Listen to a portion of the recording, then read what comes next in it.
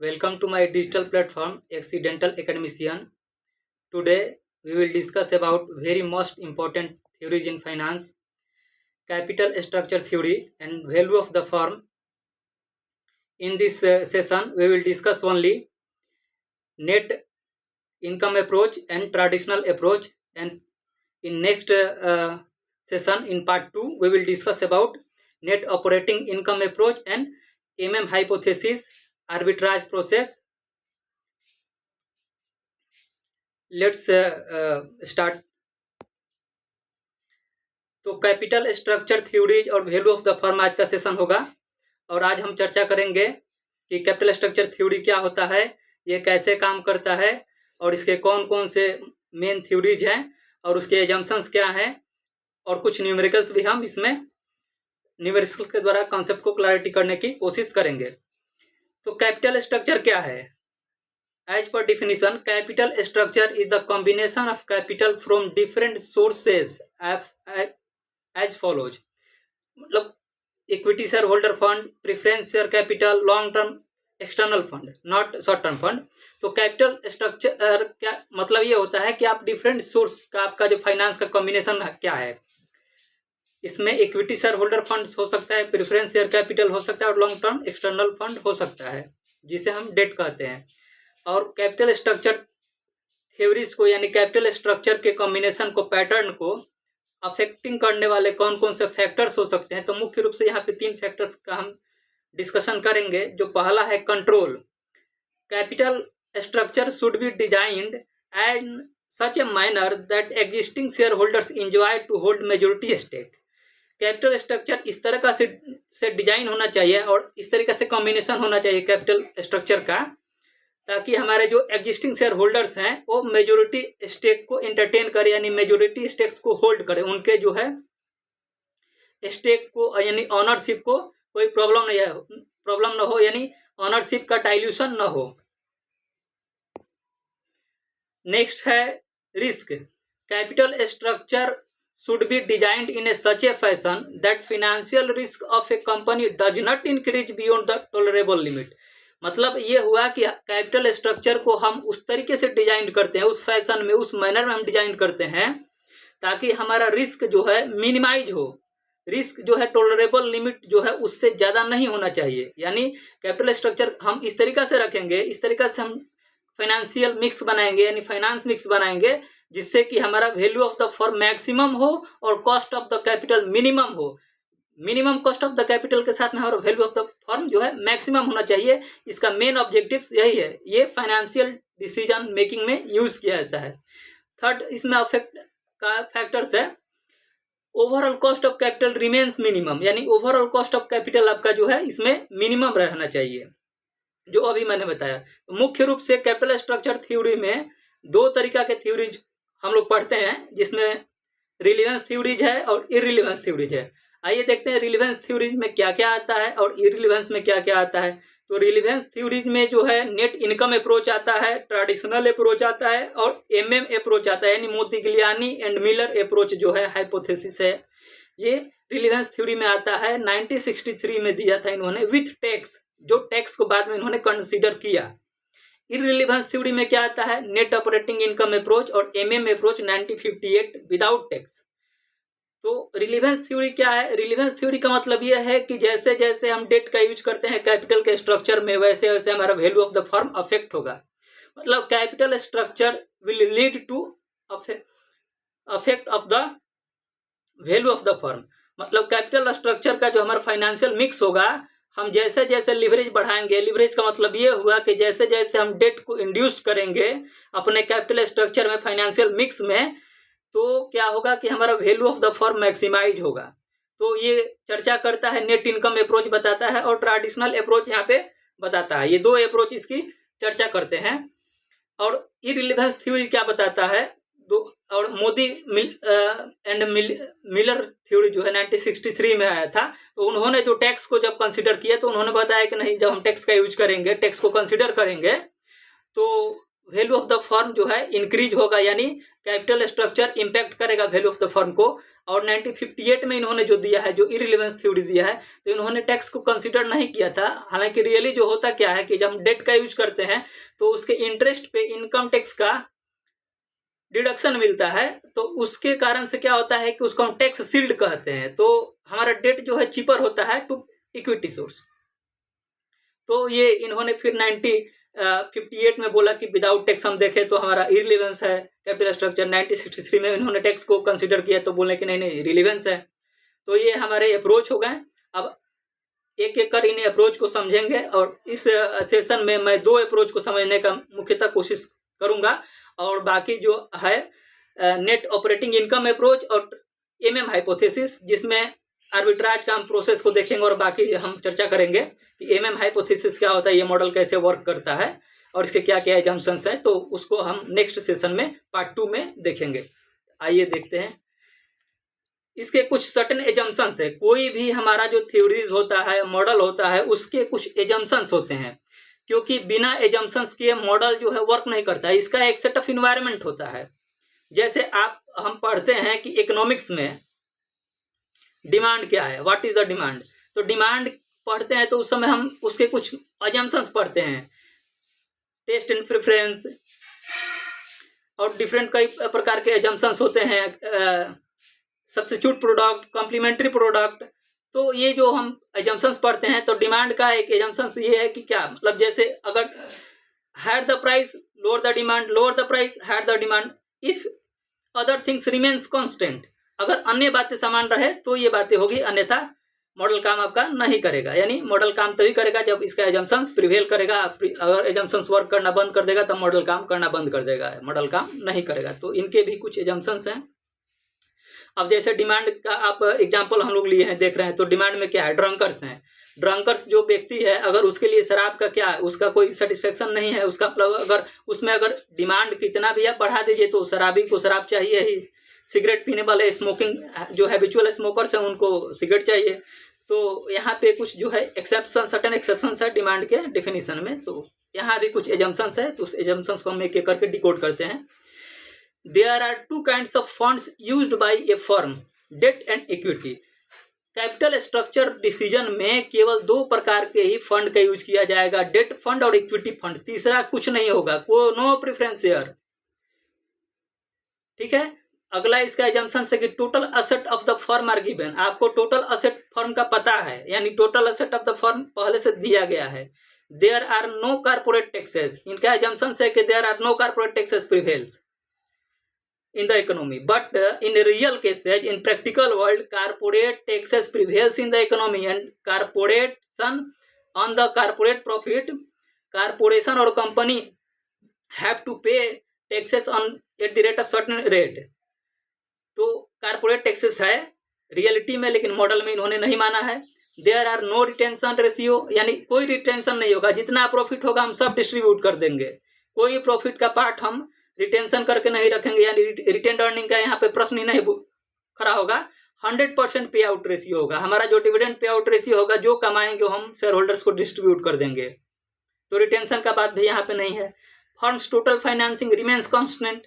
Firm का जो total financing होगा वो कांस्टेंट होगा, उसमें कोई इंक्रीज और डिक्रीज नहीं होने वाला है। Business risk is constant over the time. Business risk हमारा जो है वो कांस्टेंट है। बिजनेस रिस्क पे किसी तरीका का कोई एक्सटर्नल इंटरनल फैक्टर जो है अफेक्ट नहीं करेगा, ये हम मानते हैं इसमें मॉडल में, लेकिन ऐसा होता नहीं है। The firm has perpetual life. Firm will continue with longer period of time. Firm के पास परपेचुअल लाइफ है और फर्म लंबे समय तक चलेगी। मतलब ये होगा कि firm is not going to stop or winding off in near future. We can forecast और estimate EBIT with fair degree of accuracy. इसमें एक ये भी इनका एजम्पशन है कि हम अब फेयर डिग्री ऑफ एक्यूरेसी के साथ EBIT को हम फोरकास्ट और एस्टिमेट कर सकते हैं। तो एजम्पशन है हमारे। अब आगे देखते हैं नेट इनकम अप्रोच क्या कह रहा है। As per this approach capital structure decision is the relevant to the value of the firm. जैसे मैंने पहले बताया है कि रिलीवेंट थ्योरी है। कैपिटल स्ट्रक्चर डिसीजन को नेट इनकम अप्रोच कह रहा है कि हम मतलब आप जैसे जैसे लिवरेज का यूज करेंगे वैल्यू ऑफ द फर्म को चेंजेज आपको देखने को मिलेगा। And increase in the financial leverage मतलब डेट का हम जो यूज करते हैं फर्म के फाइनेंस मिक्स में, तो उसी को फाइनेंशियल लीवरेज है वो। And increase in the financial leverage will lead to decline in the weighted cost of capital, वैक, जिसको हम वैक कहते हैं, इसको KW या KO से हम डिनोट करते हैं। While the value of the firm as well as market price of ordinary share will increase and vice versa. मतलब ये हुआ कि जैसे जैसे हम डेट का यूज करते हैं फाइनेंस मिक्स में, वैसे वैसे हमारा value of the firm increase करेगा और overall cost of the capital वैक जो होगा वो डिक्रीज करेगा। और इसके उल्टे कंडीशन में अगर हम इसके रिवर्स ट्रेंड देखने को हमको मिलेगा। तो ये मॉडल ये मेनली कहता है कि आप डेट का यूज करते हैं तो हमारा वैल्यू ऑफ द फर्म पे इम्पैक्ट आएगा, market price of the share जो है इंक्रीज होंगे और वैल्यू ऑफ द फर्म जो है बढ़ेगा। इस डायग्राम के थ्रू हम देखने की कोशिश करते हैं। इनका एक एजम्पशंस था कि KE and KD will remain constant, cost of equity and cost of debt will remains constant. मतलब क्या है कि कॉस्ट ऑफ इक्विटी और कॉस्ट ऑफ डेट, आप जिस लागत पे कॉस्ट ऑफ इक्विटी आपका जो एक्सपेक्टेड रेट होगा इक्विटी शेयर होल्डर्स के अकॉर्डिंग, और जो हम मार्केट से या फाइनेंशियल इंस्टीट्यूशन से हम जो KD लेंगे, कॉस्ट ऑफ डेट लेंगे, उसका जो रेट होगा वो फिक्स्ड होगा, वो कांस्टेंट होगा, उसमें कोई चेंज नहीं आने वाला। आप कितना भी लोन ले लीजिए आपका KD जो है चेंज नहीं होगा। इनका ये एजम्पशंस है। तो जब इस हम में हम देखते हैं कि जैसे जैसे हमारा क्या होता है कि अमाउंट ऑफ KD बढ़ता है, यानी डेट का अमाउंट बढ़ता है, जैसे जैसे हम वॉल्यूम ऑफ डेट ज़्यादा इंड्यूस्ड करते हैं फाइनेंशियल मिक्स में, तो वहाँ पे क्या होगा, हमको ओवरऑल कॉस्ट ऑफ कैपिटल जो है, जिसको KW से डिनोट किया गया है, ये ओवरऑल कॉस्ट ऑफ कैपिटल यहाँ पे आपको घटता हुआ दिखाई देगा। ओवरऑल कॉस्ट ऑफ कैपिटल आपको गिरता हुआ दिखाई देगा।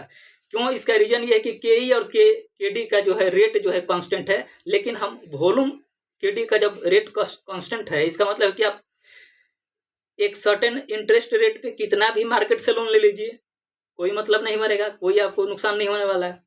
तो इसके कारण क्या है कि cost of the overall capital यहाँ पे इनका डिक्लाइन होगा। ये कंसेप्ट इस ग्राफ के थ्रू हम ये देख सकते हैं। तो आइए हम आगे इसको देखते हैं। Where KE is denoted by cost of equity and KW को KW जो है डिनोटेशन है weighted average cost of capital, यानी वैक को हम KW से डिनोट करते हैं, KO से डिनोट करते हैं, कॉस्ट ऑफ इक्विटी को K और स्मॉल ई से हम डिनोट करते हैं। ठीक है। वैल्यू ऑफ द फर्म को हम V से डिनोट करते हैं, है ना। Net income approach is certain age follow. Net income approach में क्या होता है कि इसमें जैसे हम बैलेंस शीट के अप्रोच से आप चलेंगे तो देखेंगे कि क्या होता है कि एसेट जो होता है और लाइबिलिटी जो होता है वो दोनों अपने आप में इक्वल होता है as per double accounting system और बैलेंस शीट के अप्रोच के अकॉर्डिंग। तो यहाँ पे तो कह रहे हैं कि नहीं, हमारा लॉन्ग टर्म कोई डेट है, ये नहीं है, लॉन्ग टर्म डेट है, सॉरी लॉन्ग टर्म डेट है, हमारे पास कोई प्रेफरेंस शेयर्स नहीं है, शॉर्ट टर्म डेट नहीं है, ऐसा कुछ नहीं है। तो जो हमारा एसेट साइड होगा वही हमारा लाइबिलिटी साइड में क्या दो केवल हमारे एलिमेंट आएंगे, एक डेट होगा एक इक्विटी होगा। तो वैल्यू ऑफ द फर्म हमको निकालने के लिए हमको डेट चाहिए और इक्विटी चाहिए। अब डेट और इक्विटी को हम अगर हम जोड़ देते हैं तो हमारा वैल्यू ऑफ द फर्म आ जाएगा। तो V को यहाँ डिनोटेशन दिया गया value of the firm is market value of the equity और D equal to market value of the debt. तो यहाँ पे मार्केट वैल्यू ऑफ इक्विटी निकालने के लिए जो फॉर्मूला हम यूज करते हैं, नेट इनकम को कॉस्ट ऑफ इक्विटी यानी इक्विटी कैपिटलाइजेशन रेट जो होता है जिसको हम KE से डिनोट करते हैं, यानी जिस रेट से इक्विटी शेयर होल्डर्स अपना रिटर्न एक्सपेक्ट करते हैं उससे हम जब डिवाइड कर देंगे EBIT को तो हमारा market value of the equity निकल के चला आएगा। जब market value of the equity निकल आएगा आपके पास में S और D आपको अगर पता है तो दोनों को हम क्लब कर देंगे तो वैल्यू ऑफ द फर्म हमको निकल के मिल जाएगा। यहाँ पे NI को थोड़ा हम चर्चा करते हैं कि अगर हम लोग पढ़ते हैं सेल्स में से घटाते हैं हम फिक्स्ड कॉस्ट तो हमारा सेल्स में से घटाते हैं हम वेरिएबल कॉस्ट तो हमारा निकलता है कंट्रीब्यूशन से हम जब घटा देते हैं फिक्स्ड कॉस्ट तो निकलता है हमारा प्रॉफिट। अब तो यहाँ पे क्या है कि वहीं तक काम रुक जाएगा EBIT, क्योंकि टैक्स है ही नहीं। इनका एजम्पशन है कि हमारे यहाँ कोई टैक्स नहीं है, there are no corporate tax. तो EBIT जो होगा NI के बराबर हो जाएगा, वेयर NI मतलब ये हुआ कि earnings available for equity share holders. जब कोई टैक्स नहीं है कुछ नहीं है तो EBIT जो हो जाएगा, NI जो होगा earnings available for equity share holders के लिए NI कहेंगे। KE क्या है? इक्विटी कैपिटलाइजेशन रेट है, हम जो आपको बता रहे हैं कॉस्ट ऑफ इक्विटी है ये। तो ओवरऑल कॉस्ट ऑफ डेट निकालने का क्या आपका ये होगा, ओवरऑल कॉस्ट ऑफ कैपिटल हमको निकालेंगे, EBIT को डिवाइड कर देंगे कॉस्ट ऑफ इक्विटी के रेट से, तो हमारा क्या हो जाएगा, ओवरऑल कॉस्ट ऑफ कैपिटल निकल जाएगा।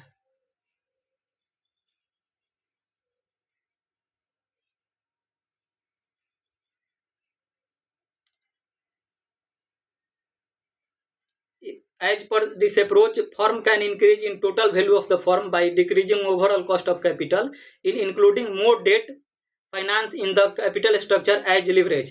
यहाँ पे KI या KO हो सकता है, थोड़ा सा इसको देखेंगे। एक न्यूमेरिकल एग्जाम्पल के थ्रू इस क्वेश्चन को हम समझने की कोशिश करते हैं।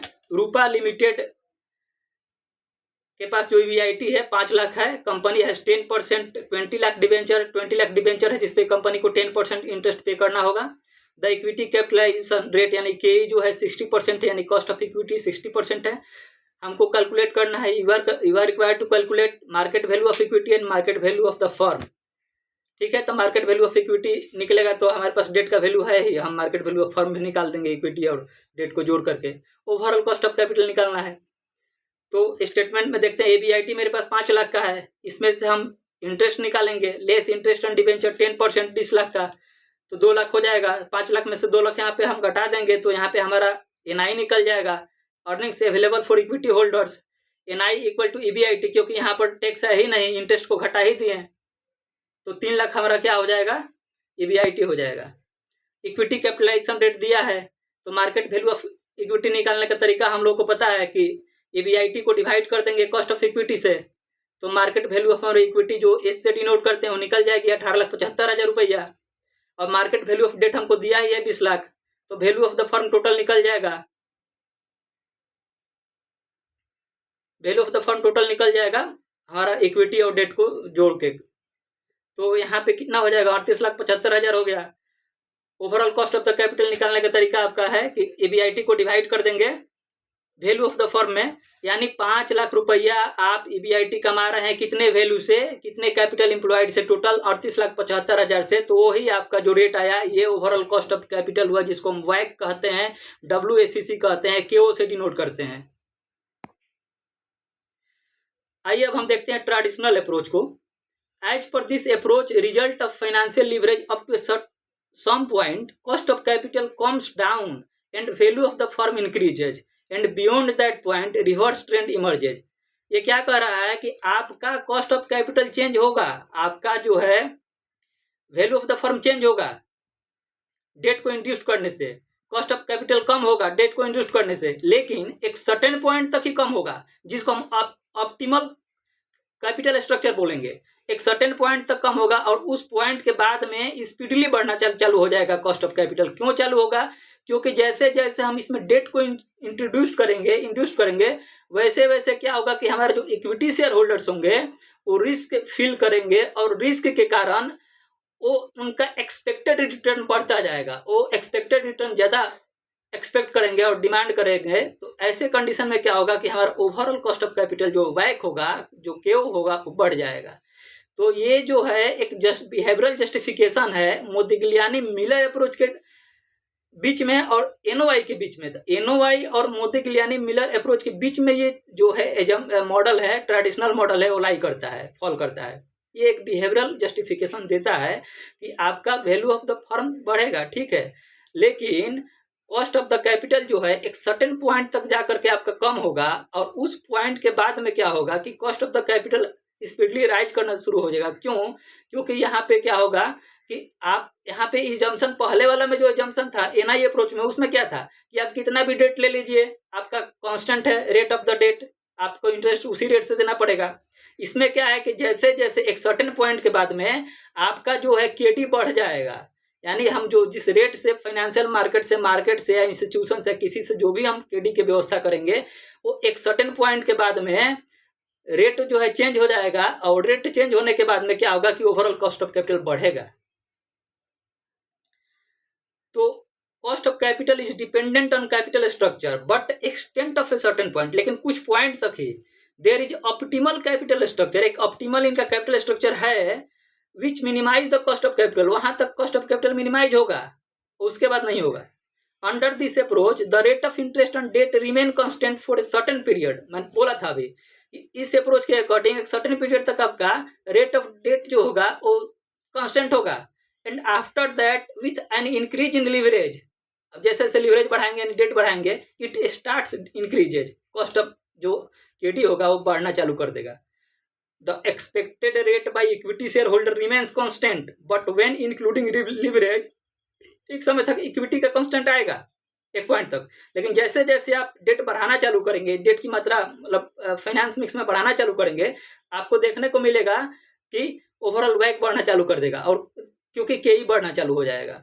The expected rate of return by the shareholders start increasing immediately due to risk factor, जैसे हमने बताया अभी पहले। From the optimal point expected rate increases speedily, और उस ऑप्टिमल पॉइंट के बाद में आपका जो एक्सपेक्टेड रेट होगा हेविली इंक्रीज करना शुरू करेगा एकदम। ड्यू टू दिस इंसिडेंट वैक फर्स्ट डिक्रीजेज, इस घटना के कारण क्या होगा कि वैक जो होगा ओवरऑल कॉस्ट ऑफ कैपिटल क्यों होगा, वो पहले गिरेगा, डिक्रीज करेगा, एंड देन इंक्रीजेज, उसके बाद बढ़ना चालू कर देगा। The lowest point on the curve is optimal capital structure, और जो हमारे कर्व का जो लोएस्ट पॉइंट होगा उस पॉइंट को हम कहेंगे ऑप्टिमल कैपिटल स्ट्रक्चर पॉइंट। तो ये हमारा केई है और ये वायक है, cost of overall cost capital है, और केडी है।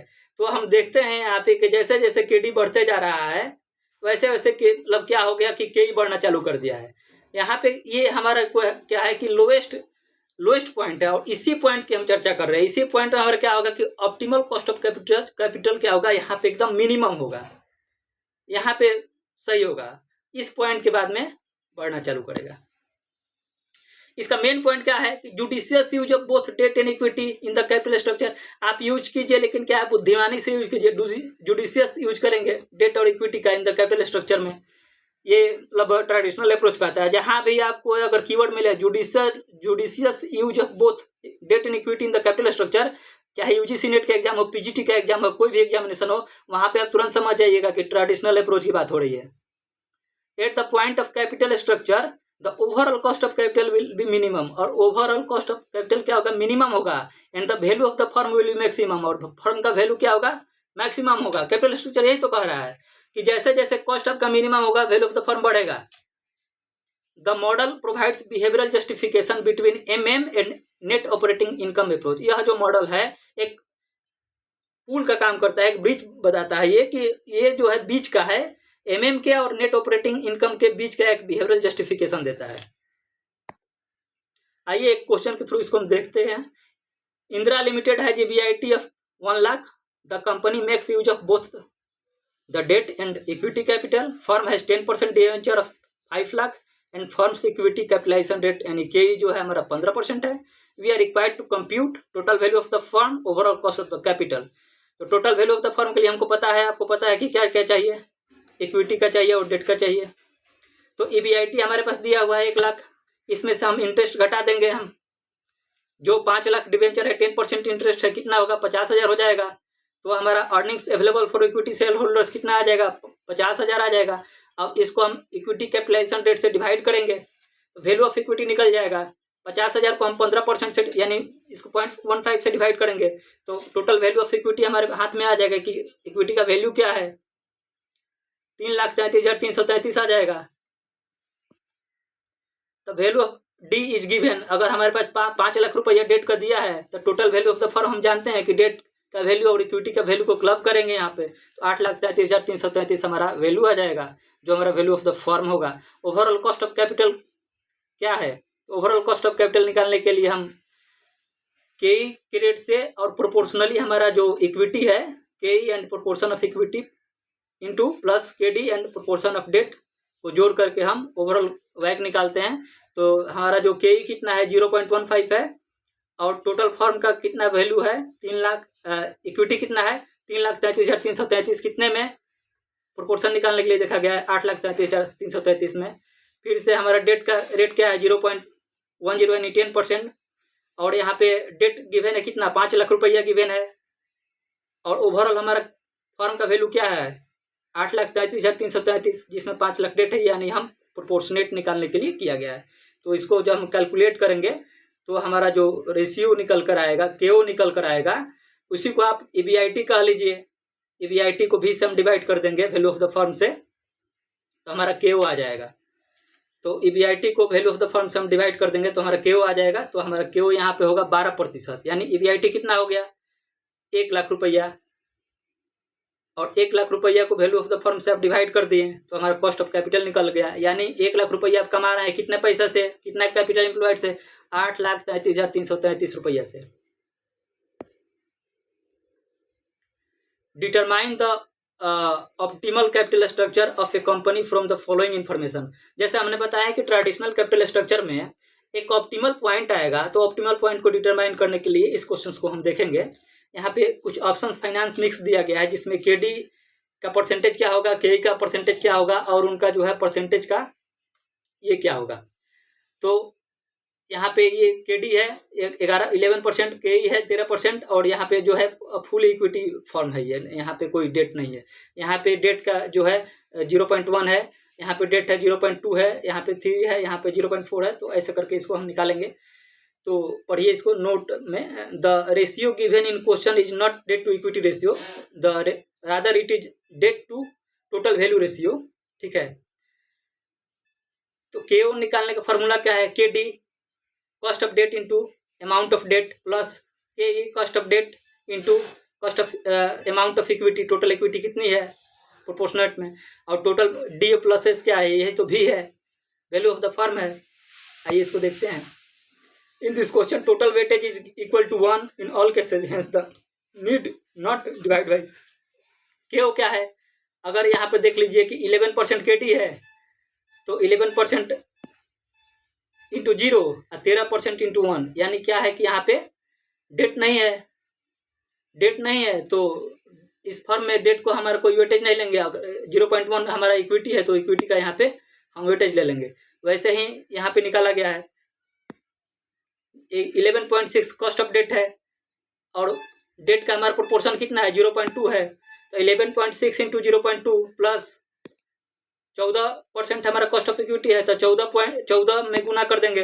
14 इंटू 0.8, 0.8 कहाँ से आया, आप 1 में से 0.2 घटा देंगे तो 0.8 आएगा, यानी टोटल वैल्यू 1 होता है, तो उसमें 0.2 घटा देंगे डेट का प्रोपोर्शन, तो हमारा इक्विटी बच जाएगा। तो ऐसे करके इसको हमने यहाँ पे कैलकुलेट किया है। कैलकुलेट करने के बाद में हमको एक पॉइंट दिखाई दिया जिसमें डिसीजन 2 देखेंगे।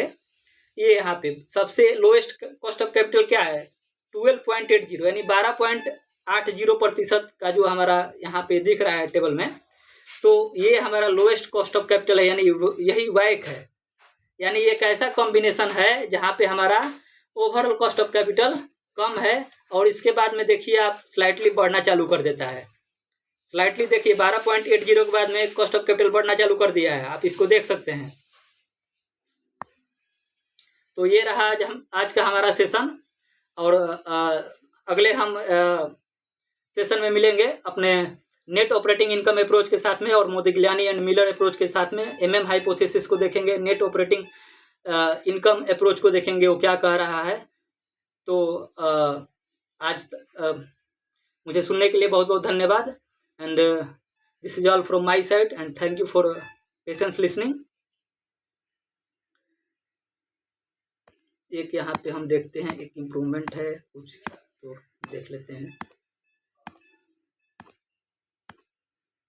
यहाँ पे केई के जगह ओवरऑल केओ होगा, ये मिस्टेक टाइपिंग एरर है, तो केई के जगह यहाँ पे हम केओ करेंगे, ओवरऑल कॉस्ट ऑफ कैपिटल होगा। ये हो गया।